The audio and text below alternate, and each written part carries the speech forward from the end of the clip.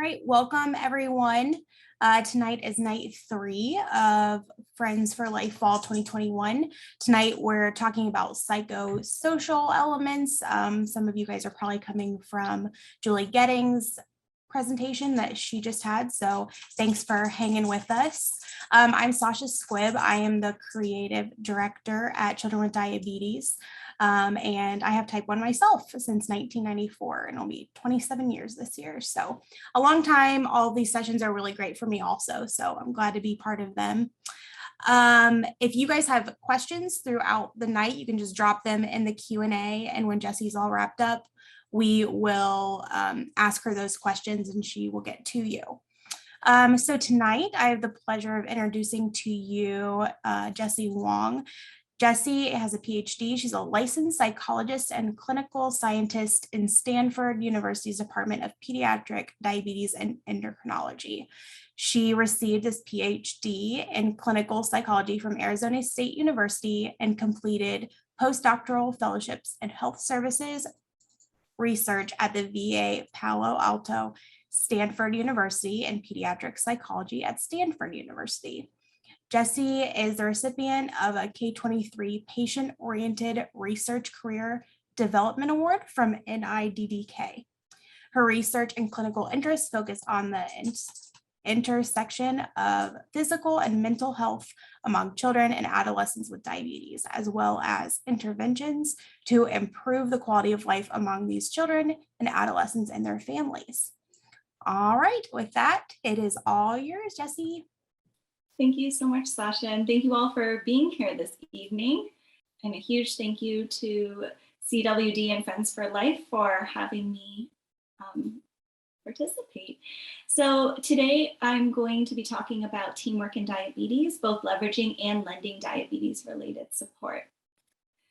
So resilience is a really important thing that we're always striving for. And just to give a definition, it's usually considered the capacity to recover quickly from difficulties and just general toughness. And there are a lot of things related to diabetes that challenge resiliency. So first of all, as most of you probably are too well aware, diabetes management is constant, rigorous, and complex, and it's not inherently rewarding. It requires a lot of time, physical and mental energy, everything from managing prescriptions to looking at glucose levels on a minute-to-minute basis, treating highs and lows, bolusing before meals. It's a lot. And that can really add to stress and challenge resiliency. And then there's what we call diabetes distress, which is the emotional response to the burdens of living with diabetes that are extremely common.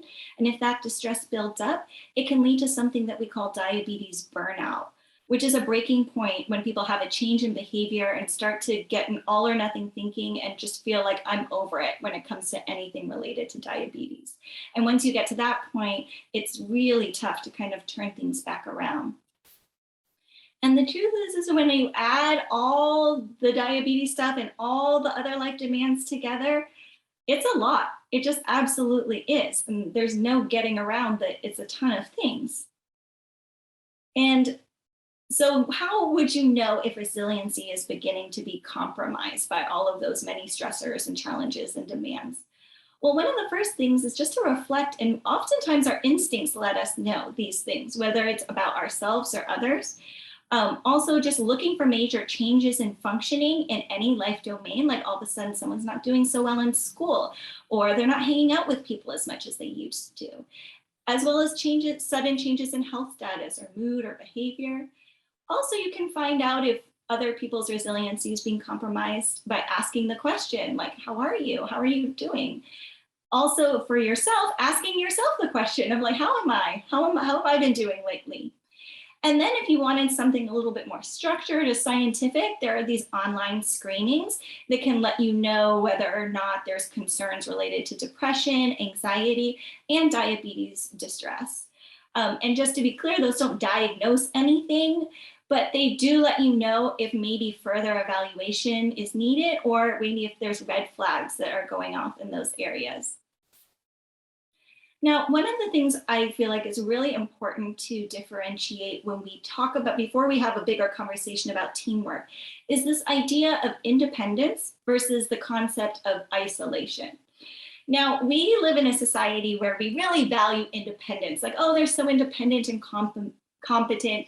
And so I define independence as being competent and skilled, but also willing to utilize help and support when it's needed and helps your ultimate goals. And that type of independence does promote resiliency. Now, that's very different from what we talk about when we think about isolation, which I define as when people are starting to cut themselves off from others, living in a vacuum, and refusing to consider any help or support, regardless of the circumstances. And that can compromise resilience as opposed to promoting it. There's lots of factors that might lead someone to be more isolated. Lack of support, they don't really have any other choice. Also, there's some people believe that strength is facing challenges alone. And if anyone helps you, whether you ask for it or not, that's a sign of weakness. Also, a lot of people have shame and self-blame related to what they're dealing with. Like somehow this is my fault that this is hard or that this is getting more stressful.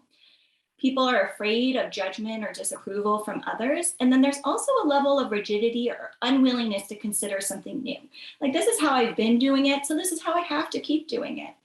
And then lastly, if people have had negative experiences in the past with asking for help or people offering help, that might encourage them to take this more isolated path. So what are some signs that maybe someone's being so isolated that it is threatening their resilience?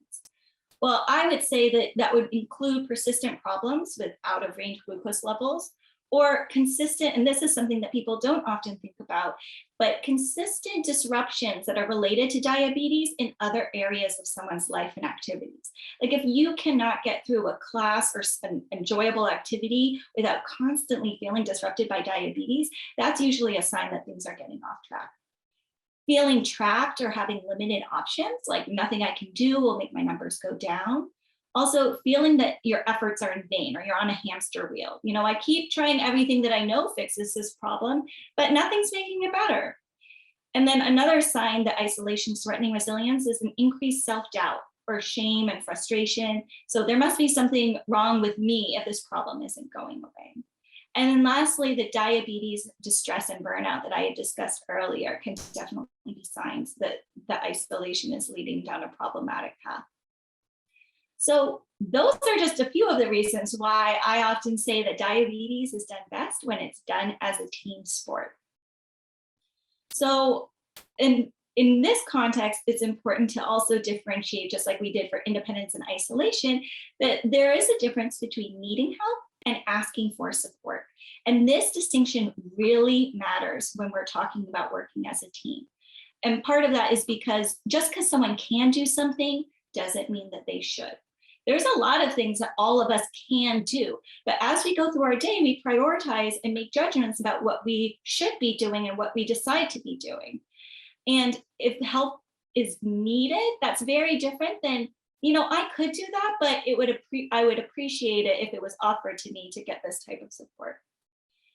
You know, and with this distinction comes this idea of, are you begging someone for help or burdening them with something versus you're collaborating with them and delegating things, which are actually really great skills to have as both a leader and an effective individual in our society.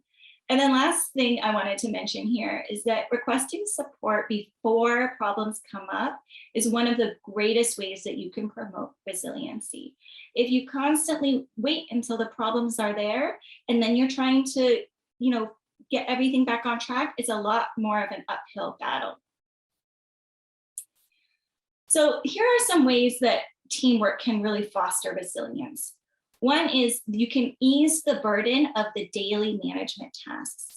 And this goes a really, really long way.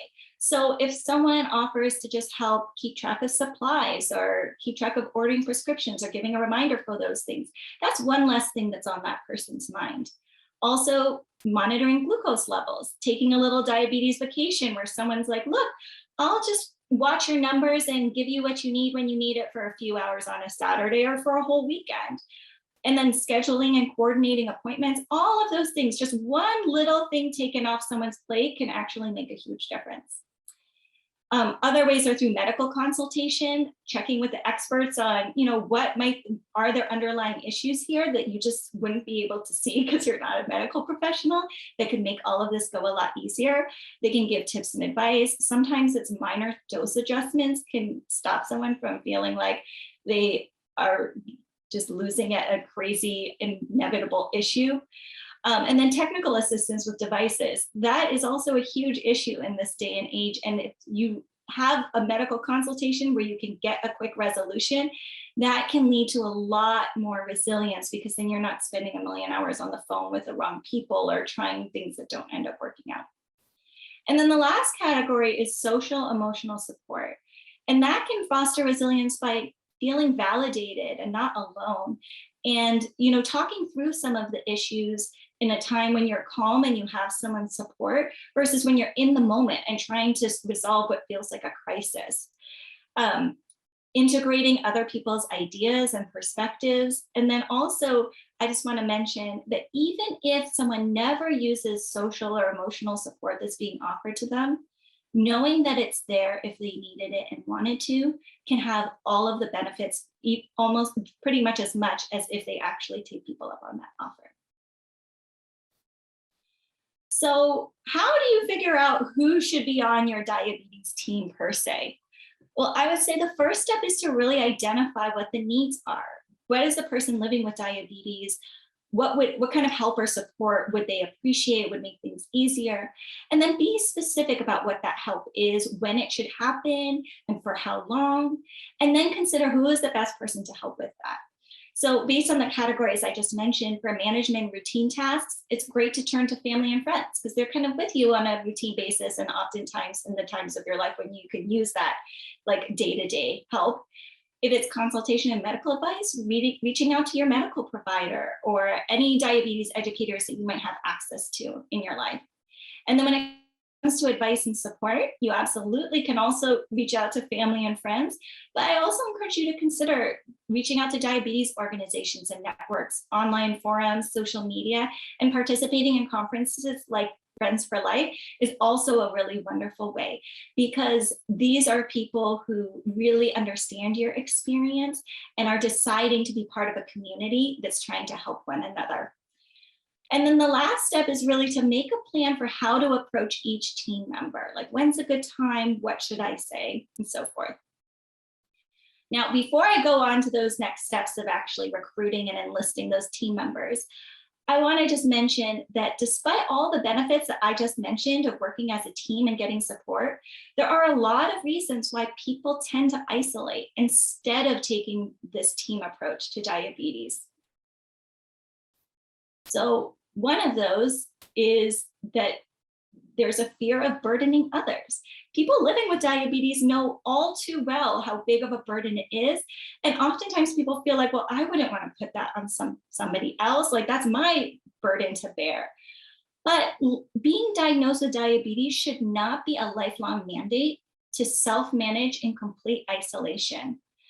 And that it's not that you're, even if you wanted to, you're not handing everything over. That's just not possible. And then just the resilience requires flexibility. So thinking about that in what your fear around burdening others is. And then one of the most key parts of thinking about this is that if you are ever feeling worried about burdening others and not wanting to let people know what you're going through, consider for a moment, if someone you cared about asked you for help or support, how would that make you feel? Many parents, significant others, siblings, friends, and other family members express that playing a part in a loved one's diabetes management is an honor, and that they appreciate opportunities to be part of that process and to try and make someone else's life not as dragged down by diabetes as it might have been. And helping someone stay healthy and reducing their burden can be one of the greatest gifts that you can give another person. So I don't know about you guys, but when someone reaches out to me for help or support, I absolutely feel honored and blessed. And I feel like that really represents what role I play in their life and the relationship that we have. It's not an immediate knee jerk of like, what are you trying to put on my plate? And the truth is some tasks are more burdensome than others. And so the key is matching the right task with the right person based on what I described as like the needs of the person living with diabetes and what other people have to offer. That if you are strategic in that, then any fears you have about burdening them should go away. Now, another reason why people don't reach out to others for support or to join their team is because they don't really want to feel vulnerable. And reaching out in that way, saying that you're struggling or asking for a little extra support can make a lot of people feel vulnerable. But expressing needs and asking for support is a really important part of this process, and it does have some unexpected benefits. Because the truth is that balancing life demands is a struggle. It's more likely a struggle than not. And that's especially true when diabetes is in the mix. And then when you let yourself be vulnerable in this way, you open the door for a deeper connection with that person. Also a mutual respect. You're letting them know, like, I trust you with this information. I respect you. And a stronger relationship with that person can also grow from that. And honestly, this has been one of the most beautiful parts about working with individuals and families who have diabetes, because when you see people be open to that vulnerability, it plants a seed from which a lot of beautiful things can grow, and it really strengthens that bond between them. And the other additional benefit that can come from this is that when you allow yourself to be vulnerable in that way and be brave enough to share what you are needing and what support you would like, then you can instill that in other people and make them more brave to kind of speak up and share in that same way. Because then once they see someone else do it, they feel like maybe I can do that too. And then the last reason that is pretty common is that a lot of people are like, look, I could probably use some help right now, but instead of like reaching out, I'm going to just wait and see if things improve, either on their own or based on the stuff I'm already trying. Now, that's totally fine. And taking the steps that you need makes a lot of sense, but then also figuring out, okay, what would be the signs that things aren't getting better or not getting as good as I was hoping they would? And then if that happens, what steps am I willing to take at that point? And I think this is a really, really important part of the process, because like I described earlier, it's not uncommon with diabetes that when things kind of reach a critical mass, people are not in good shapes in like the middle of a crisis or when they're experiencing a severe high to have to put together a plan and figure out, have I kind of crossed over to a point where I need support or have I not? So kind of determining those parameters and the plan for acting ahead of time when things are going at least okay can really relieve that pressure and let you kind of follow the steps more easily later on. And then the last part is, like I mentioned earlier, knowing you could have support, even if you don't need it and you never use it, is sometimes just as important or more so than actually receiving the support.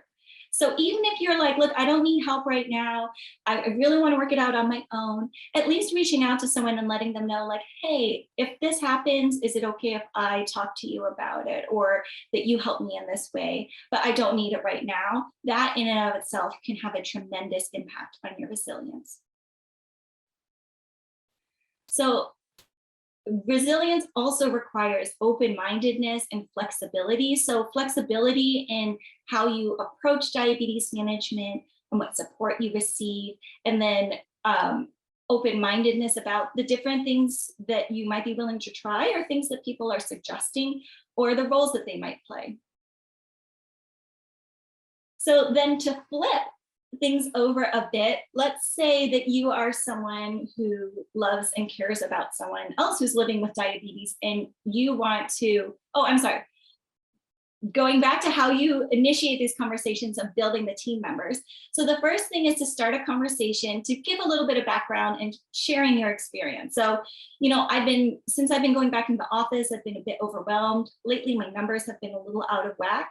Then the next step is to provide a request and a rationale for that. So I was wondering if you could check in with me before meals to see if I could be bolus, because it would really help me get back into the routine of doing that consistently. And then being flexible, work with your team to see what will work for you and what will work for them. And then be honest. So if someone's like, look, I can't help you with the pre-bolusing, but I'll remind you to check before you go to bed at night. If you're like, wow, I really don't need help with that, then be honest and just say like, oh, I see you can't do that, but the checks at night, that's not going to help me so much. So maybe we can continue to have a discussion to try and make the two match. And then always be sure to check in later on. Schedule a time after you've figured out how the support is going to be, how the support is going to go, to check in to see how is it going? Do we need to adjust this on both ends? Sorry, now here we are with how do you lend support to somebody else? Someone you care about, you feel like they might be struggling a little bit, or you just feel like you could offer them more support than what they've been taking you up on. Well, the first step is to have open-ended questions. So how are things going? How have you been doing? And then the next step, which is really key here, is listening. And that's active listening. So you can ask follow-up questions. You can kind of reflect back what you think you're hearing, but taking in the information, getting as much of it as you can is a really, really key part. And then try to avoid what we call pulling for the quick fix, which is where you are jumping to giving advice or recommendations or giving a solution before you've gathered enough information. People, for one thing, tend to shut down when you do that. And also when they're really struggling with something and you jump in with a solution right away, then they're thinking, wow, you must think I'm an idiot if I didn't already think of that. Or if it was that simple, like, don't you think I would have already figured it out? And then not only that, but then they kind of feel a little bit shut down and that they're worried they might seem defensive if they continue to share. And no one wants to make anyone else feel that way because you're only wanting to provide support, right? So when you're listening, avoid that pull for the quick fix and just continue gathering information until you feel like you really completely understand every part of the situation that's being shared. And then give some open-ended offers. Like, what can I do to help? It's always good to start with something really broad and see what they say. And then if the person is unsure on how you might help, then there are some different creative options that you can offer. And it's good to think outside the box. So for instance, if the problem is, oh, I've been having a hard time with overnight lows and it's been disrupting my sleep, you might offer to follow data and turn on alerts overnight, or check in during lows in the night, or help to treat lows overnight. Or sometimes there's some more passive things that you can do that are hugely helpful, like offering to stock that person up on low supplies that they prefer and making sure that they're accessible at the bed, which that is a very small thing in a lot of people's lives, but for the person living with diabetes, can have a huge impact on the process of treating overnight lows. Also, taking over morning tasks. This is usually something that people don't think about. Like, well, if you've had a rough night, what about if I do this in the morning, or I make it a little bit easier for you to get through your morning routine? And that's not directly diabetes related, but when it comes to quality of life and the bigger picture of how that person's doing, it absolutely is related to diabetes. And then if someone's having trouble remembering to pre-bolus before meals, set reminders on your phone. People living with diabetes, especially those using devices, really quickly get alarm fatigue to the point where they're like, I can't set another alarm. I'm hearing them all day. So if you set an alarm on your phone, and then instead of just shoving it in their face, find a way of gently reminding them about the pre-bolus. You can put little Post-it notes as reminders on the fridge or the table. You can also, if you're the one preparing the meal, give them a heads up 15 minutes before dinner's going to be ready. And that's not a bad thing for the whole family. So everyone can kind of wind down what they're doing, and then that one person can pre-bolus. Also, offer to wait and eat together until the pre-bolus kicks in if someone forgot. And this is a very small thing, but can go a really long way. So if someone forgot to pre-bolus and they're sitting down at the table and you notice that they're bolusing, just suggesting to everyone like, hey, let's all hold off a little bit until that insulin can start to kick in. If you notice that someone's having diabetes burnout, and that's when people are just completely over diabetes, they feel like they can't do one more thing related to diabetes because they're so burnt out, You can offer to provide a diabetes vacation. So taking over all the management tasks for a specific period of time. And that could be an hour, it could be a day. And for a lot of teens, offering to do that while they're playing video games is one of the greatest gifts that you can give them. And that might seem a little bit silly, but the truth is everybody deserves at least a little bit of time, if not a ton, where they don't have to worry about diabetes and can just be themselves in the age that they're at for just that moment and be present in that moment. Also, you can give emotional support by spending quality time together, really making space so that you guys can connect regardless of whether they want to talk about diabetes or not. And then, offering to lighten the load in other areas of their life. Like, okay, yeah, this has been a really rough week with overnight lows, or you've been having so much highs and I know that it's been frustrating. What chores can I take off your plate? Or is there a way that I can help with some of the schoolwork a bit more? Now, if there is no one size fits all when it comes to support that's helpful to people that the person who's lending it can provide.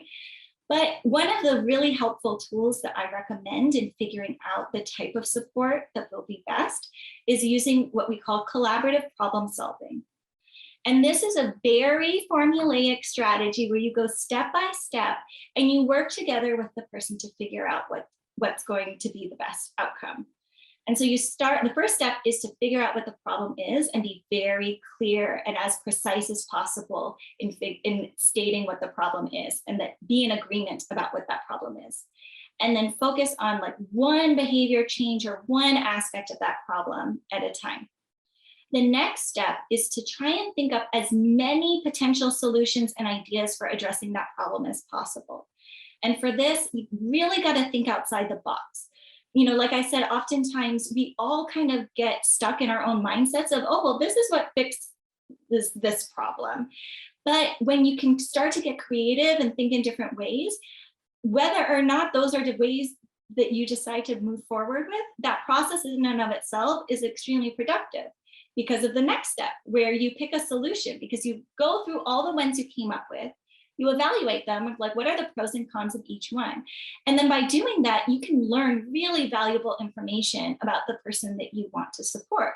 Like for instance, if you mention like, oh, well, what if I, send you a text to remind you to pre-bolus when you're out with your friends, or, I give you a call and they're like, when I'm with my friends, I just don't want to be like getting texts from you or thinking about diabetes. And I want to find a way where I can both be present in the moment and get this stuff done without you being involved. That might be information that a parent would otherwise not know if they didn't kind of bring up the solution together and evaluate it together. And then based on all those evaluations, you picked one that you're going to try first.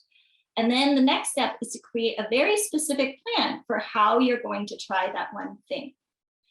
And then the last step is to evaluate how it went.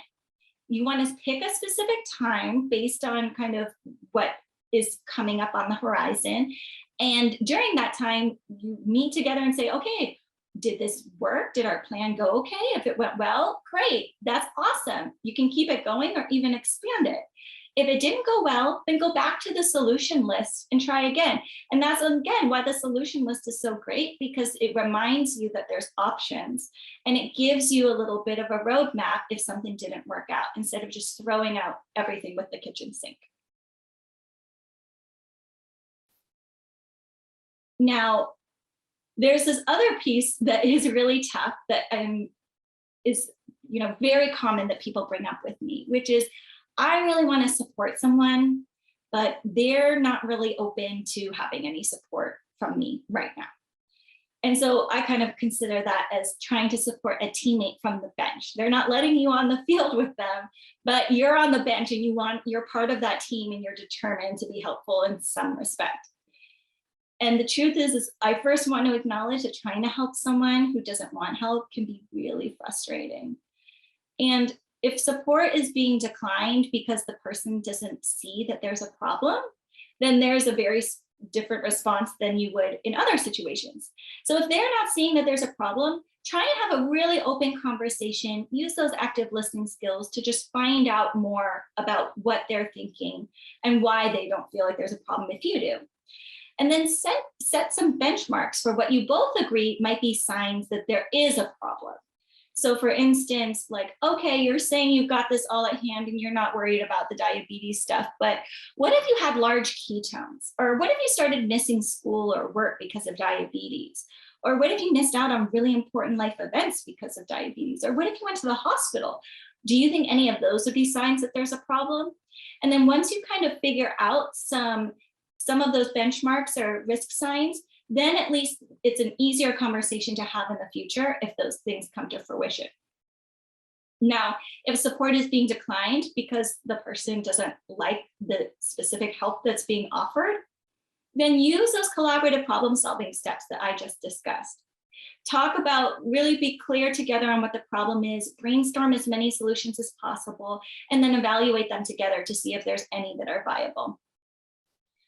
If it's unclear why someone is declining your support, like I said, try and find out more using active listening. Also, just convey a desire to understand, let them know, like, I understand you don't want what I'm offering, but can you help me understand more about why? And then let them know that you're there to support them if or whenever they're ready. And like I said, that offer and that knowing that the support is there can make all the difference in the world. So even if you feel like you're shouting at the wind, even if it feels like it's falling on deaf ears, it's an extremely powerful thing to constantly provide that information and reassurance that you're willing to be there. Now, what happens if there is a bit of conflict within the team? Well, that is actually extremely common. So I'm not sure if you guys are familiar with this cycle of miscarried helping, but it's extremely common within families when we're dealing with diabetes and everyone has good intentions, but things kind of get off track. So for instance, let's say someone's having a high glucose level, which is caused by diabetes. A parent or a loved one might start to worry or fear about what might be going on or what might happen from there. And then with all the good intentions in the world, they might check in to say, oh, hey, like, why are you high? Or what's going on? What did you eat? And even though they're just trying to check in or offer support, it can be perceived by their loved one as accusing or nagging or blaming or shaming, even though that's not the intention at all. And then when someone feels that way, though, they can feel really discouraged about the situation, either themselves or their glucose levels. And then they're more inclined to kind of avoid, like they don't want to check, or they are, give a little bit of a lie to get someone off their back, which actually makes that original diabetes issue worse. And then the cycle can repeat and escalate. And all of this is just extremely common, but unfortunately, that's just what happens when miscommunications occur.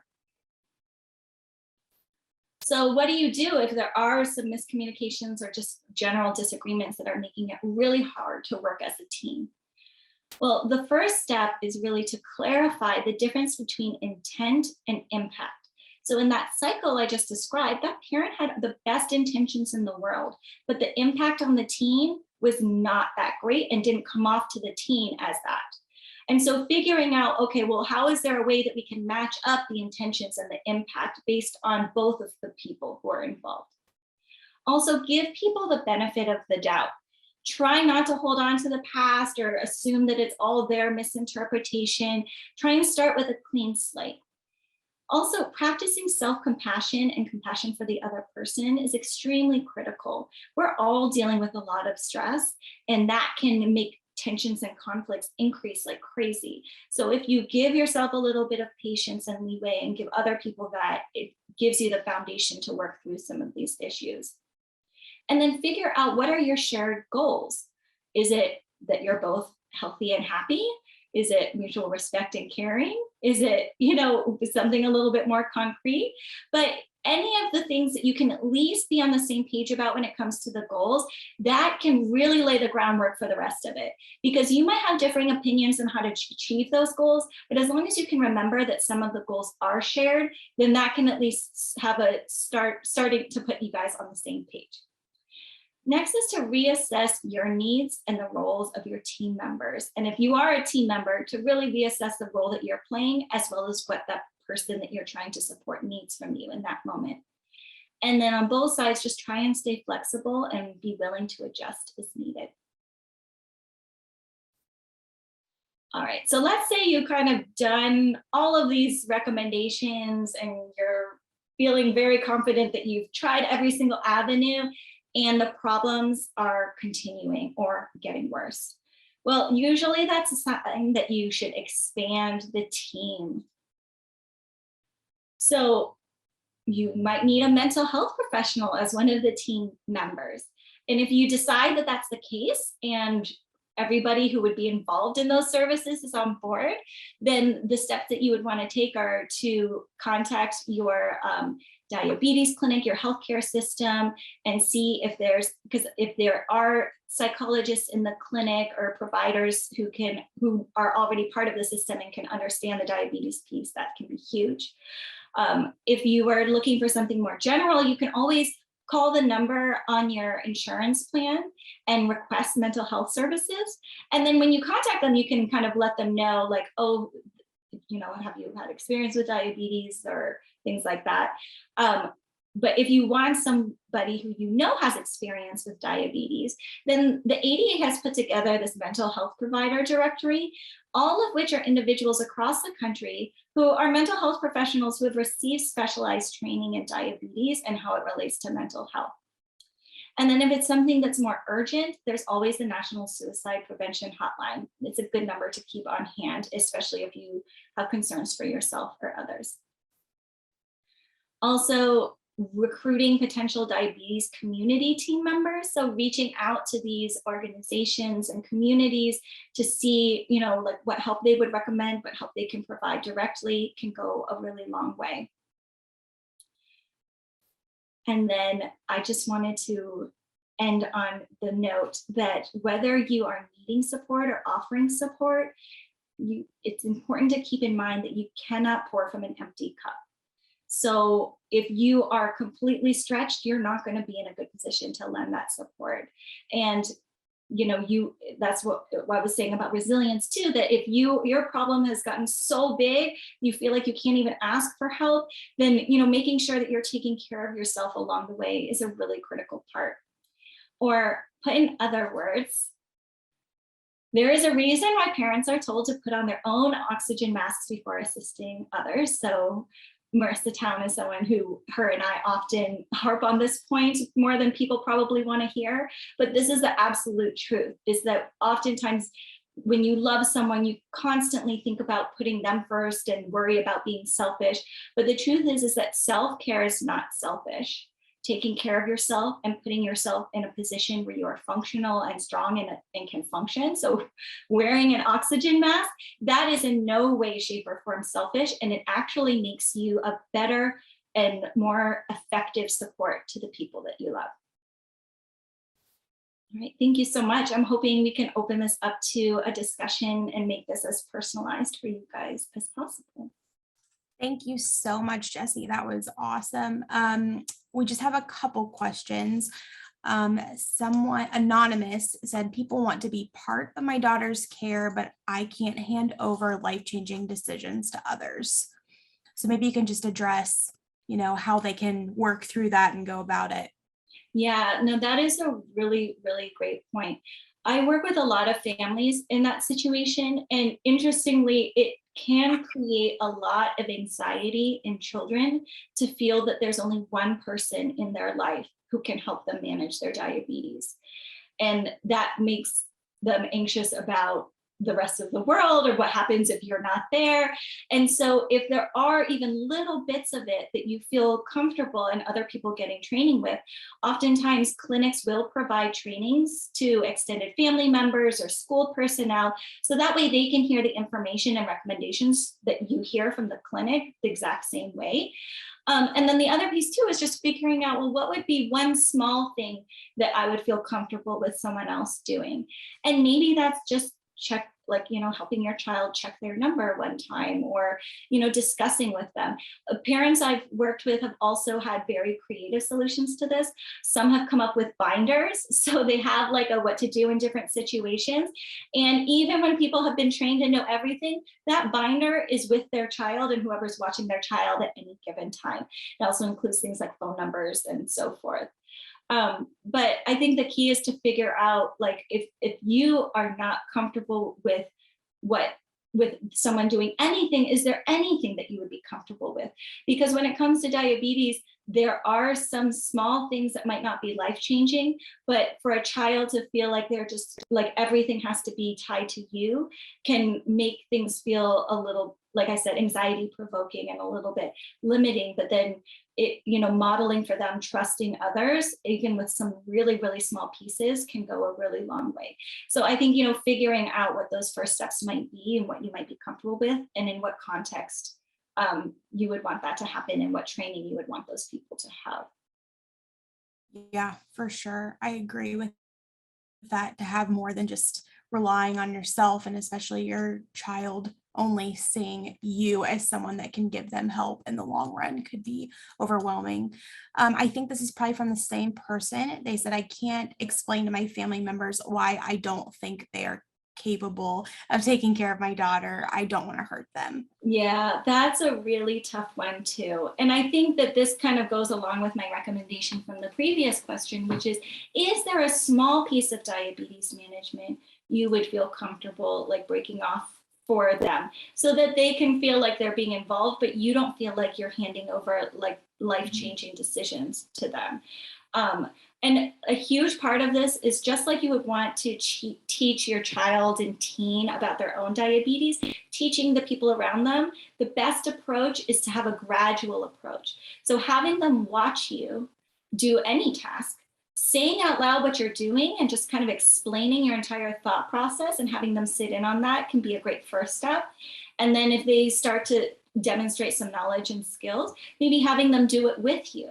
And then in doing it together, they build up some familiarity, and, maybe that leads to nowhere and you still don't want them to do any of those tasks without you there, but at least having them involved in that capacity can show them that, like, look, this is something that I ultimately would like to have you be a part of, but it's just taking very small steps to get there. And then the other thing too is that as you're doing it together, if there is a time that you want them to start doing it while you're there supervising and can stop things if you feel like is needed, then having them do that several times, then you can also make a decision about whether you trust them to do it with you there or not. I think unfortunately what happens sometimes is that kids get put in positions where they're with their grandparents, or they're at school or at a friend's house, and they have a low or something like that, and the people around are not equipped to be dealing with it. And then if the situation doesn't go well, that can make them feel, it can create a fear of hypoglycemia, it can create anxiety, and it can also make them feel a lot of that diabetes distress, like, oh, I can't go anywhere, I can't be around these people because of my diabetes.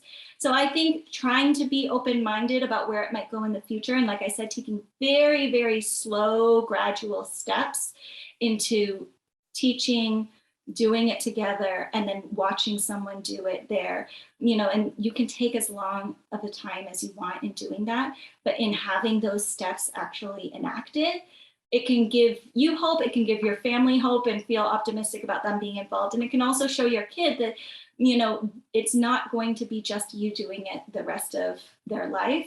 And they can also learn a lot about it in the process. Yeah, totally agree with that. I hope I don't see any more questions from you guys. Let me check one more time. She said those are amazing suggestions. Thank you so much. So glad you could help with that one. I don't see any more questions. Do you have any closing thoughts or any other things you wanted to mention before I close this out? Yeah, I mean, I think in general, things have been just so challenging over the last 18 months, and it's put a lot of things into perspective and caused a lot of stress for people. And so, I really do encourage people to consider trying to on a regular basis, like what are your priorities? How are things going for you? How are your stress levels, the stress levels of those around you? And thinking about like, is there a way to expand this? Because I think, this anonymous attendees comments are extremely, you know, representative of this time when people have been home a lot and with their kids. And then now things are starting, or have been opening up, and thinking about, well, it's good for the kid to learn, for you to model, for them to have a team. It's good for your family to feel like they can be involved in the diabetes process. And also as a parent, to know that you're not the only one who's going to be capable and supporting keeping your child healthy and alive. That can also be a huge burden that's relieved off of you. And that it's not selfish to be, recruiting a team for your child. That's actually one of the best things that you could do for your child and yourself. Yeah, for sure. Well, thank you so, so much. I'm sure a lot of people got some great insights on creating their team and how to, put these steps in, implement them into their lives to make diabetes care a little bit easier. So we appreciate you. Thank you to everybody in the session who participated tonight, and for being with us. Dr. Gettings spoke before this, so we thank her for being a part of our evening as well. And thank you to our sponsors who made this event possible, even though we can't be together. There is a survey that we send out at the end of each night, so please take the time to fill that out. Let us know if you have any feedback or suggestions. Hopefully we'll not have to do virtual events after this, but we're still open to the feedback. And then the last thing, just a reminder that our fall Children with Diabetes campaign ends on Sunday, World Diabetes Day. We need 100 donations of $25 this week to get a $25,000 gift to help other children with diabetes, and the scholarship fund come to our Friend for Life event. I believe we need about 50 more donations. So if you feel so inclined, you can donate at cwd.is/100 challenge if you'd like to be a part of that. So with that, I will close us out. I hope everybody has an amazing night. And again, thank you so much, Jessie. We appreciate it. Thanks for having me, and thanks everyone for coming. Thanks. Bye.